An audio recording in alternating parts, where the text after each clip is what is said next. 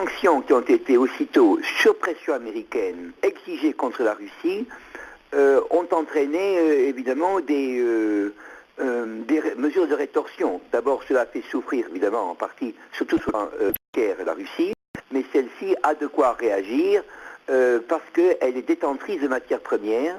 Elle offre de nombreuses possibilités aux Européens, et en particulier, ceci a posé un grave problème à l'Allemagne, qui a là-bas à peu près 3000 industries qui sont vraiment en plein développement. N'oublions pas que l'Allemagne est un facteur essentiel du développement de la Russie, on peut dire que un des principaux bienfaits de la politique de Poutine est justement d'avoir, disons, encadré cette relation, lui-même ayant vécu comme l'on sait en Allemagne longtemps, lorsqu'il était officier du KGB.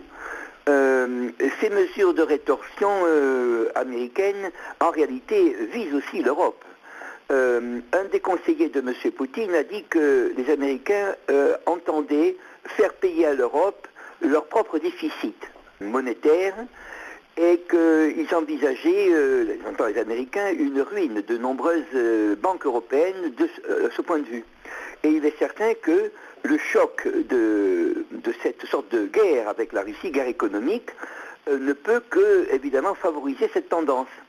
Ce qu'il y a de très grave, c'est que ce manque de solidité de l'économie européenne, qui tient à plusieurs facteurs, d'abord au grand nombre de pays de niveaux différents qui s'agrègent autour de cette société, de cette organisation de l'Union européenne, et souffre également de ces bruits de guerre et de cette guerre réelle, car il ne s'agit pas seulement d'une guerre froide, il s'agit véritablement d'un conflit avec présence de troupes américaines, de troupes roumaines, polonaises, tout ce que l'OTAN peut, disons, racler dans l'Europe de l'Est, racolé pour lui. Nous croyons que c'est l'Europe qui souffrira plus que la Russie de ce choc, et naturellement que l'Allemagne, elle, qui a encore la force de donner de l'argent à l'Ukraine, maintiendra ses relations avec la Russie. Nous avons là-dessus le témoignage de M. Steinmeier, qui est le ministre des Affaires étrangères,